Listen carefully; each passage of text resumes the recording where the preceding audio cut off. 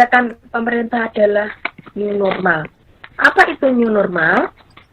New normal adalah beradaptasi terhadap lingkungan dalam bentuk penyesuaian perilaku masyarakat untuk kembali beraktivitas normal dengan tetap mengedepankan protokol kesehatan agar Indonesia bisa segera menangani COVID-19 dari aspek kesehatan maupun sosial ekonomi.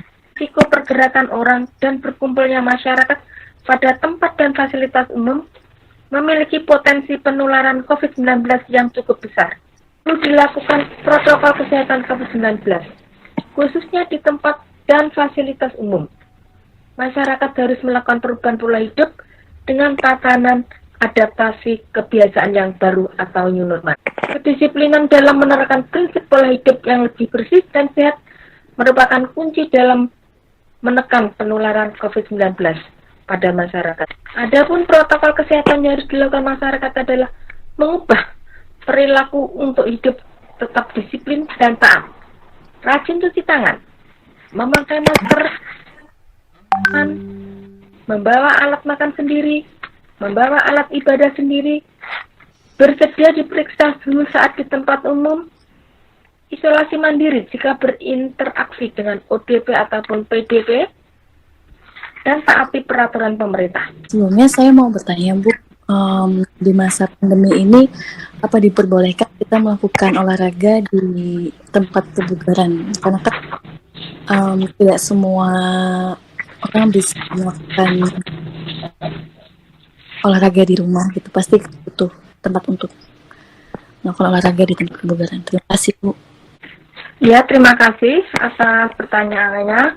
Ya, saya jawab sesuai dengan Kemenkes sudah diatur dan Kemenkes nomor 7 tahun 2020 tentang masalah protokol di tempat fasilitas umum bisa dilakukan dengan syarat-syarat untuk ke tempat kebugaran. Misalnya pertama, memastikan kondisi tubuh sehat sebelum berolahraga. Jika ada gejala seperti demam, batuk pilek, nyeri tenggorokan atau sesak napas, olahraga dilakukan di rumah, jadi tidak usah di tempat kebugaran. Yang kedua, disarankan mandi terlebih dahulu sebelum berlatih di pusat kebugaran. Yang ketiga, tidak melakukan olahraga kontak, yaitu olahraga yang bersentuhan langsung dengan orang lain.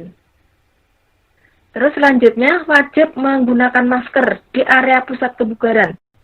Syarat ini sama dengan apabila kita ke tempat kebugaran atau di fasilitas-fasilitas umum, intinya sama ya. Mengingatkan sekali lagi untuk rekan-rekan semua, jangan lupa terapkan 3M, memakai masker, menjaga jarak, serta mencuci tangan.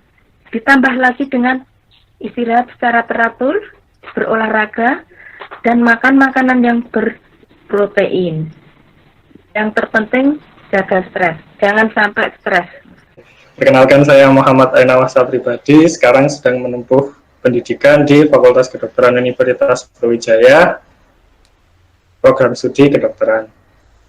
Di sini saya akan membagikan beberapa informasi mengenai apa itu COVID, terus apa itu sistem imun kita, bagaimana cara kita bisa melawan COVID sebagai masyarakat umum. Kenal apa itu COVID-19. COVID-19 ini sebenarnya adalah sebuah penyakit menular yang disebabkan oleh virus namanya itu SARS-CoV-2. SARS-CoV-2 ini adalah sebuah virus yang berasal dari salah satu famili virus yang namanya itu Coronaviridae. Jadi dia itu sebenarnya dari suatu keluarga virus namanya Coronaviridae, tapi dia itu jenis yang baru, jenis yang berbeda, dan penyebarannya itu lebih cepat dan lebih luas daripada virus SARS lainnya. Penyebab kita tertular COVID ini ya karena ini adalah penyakit baru, jadi tubuh kita itu belum mengenal penyakit ini, jadi belum memiliki mekanisme untuk melawan penyakit ini. Ini data dari covid19.go.id, bisa dilihat angkanya ini sangat memprihatinkan sekali penularan COVID-19 ini. Imun kita itu terdiri dari dua jenis. Yang pertama itu imun non-spesifik, terus yang kedua itu spesifik. Imunitas kita itu enggak serta-merta kayak tentara gitu aja. Jadi ada yang membuat dia lebih kuat, terus ada yang membuat dia lebih lemah. Nah, ada beberapa orang atau populasi yang berpotensi lebih tinggi terjangkit COVID karena imunnya itu dilemahkan oleh penyakit yang penyertanya, seperti yang pertama PPOK. PPOK ini penyakit paru obstruksi kronis, biasanya di orang yang sudah lansia, terus juga ada riwayat merokok atau riwayat tambang, jadi sistem pernafasannya agak kurang adekuat. Terus yang orang aktif merokok, jelas karena orang yang merokok itu kandungan di dalam rokok itu kan seperti racun ya, jadi racun ini membuat sistem imun kita itu turun. Terus ada juga diabetes mellitus tipe 2 atau biasa dikenal dengan kencing manis, terus penyakit ginjal kronis, penyakit jantung, dan lain sebagainya.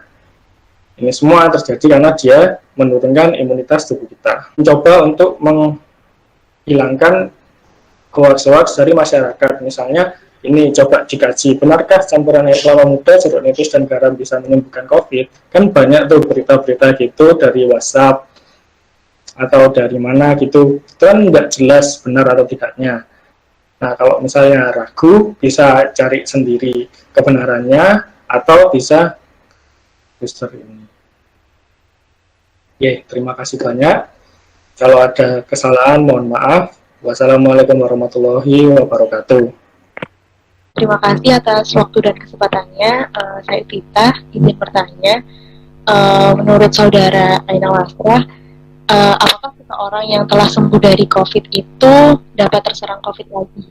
Atau bisa jadi orang tersebut, orang yang benar-benar terbebas dari COVID itu, walaupun kontak dengan orang yang positif, masih tidak terserang oleh COVID lagi? Mohon penjelasannya, terima kasih. Jadi gini, stigma ini sebenarnya juga dari yang saya baca, penelitian-penelitian itu belum ada yang bisa dengan secara pasti secara pasti bilang kalau misalnya kalau sudah sembuh dari COVID itu nggak bisa nular lagi gitu. Itu belum ada. Kalaupun di dalam tubuhnya itu masih ada virus atau bakterinya, dia jumlahnya itu sangat kecil sekali sehingga untuk mentransmisikan ke orang lain itu kemungkinannya sangat rendah. Seperti itu. Pemaparan jawaban dari Mas Aina Wastra tadi itu mungkin menutup sesi webinar pada malam hari ini. Mengucapkan terima kasih kepada kedua pemateri, yaitu Ibu Hari Purwantini dan juga Mas Aina Wastra untuk yang telah menyampaikan materi yang sangat baik, menarik, dan informatif. Terima kasih untuk webinar pada malam hari ini. Kami mengucapkan terima kasih pada para peserta yang sudah hadir, dan saya selaku moderator pamit undur diri. Semoga kita bisa bertemu di webinar selanjutnya. Wabillahi taufiq wal hidayah. Wassalamualaikum warahmatullahi wabarakatuh.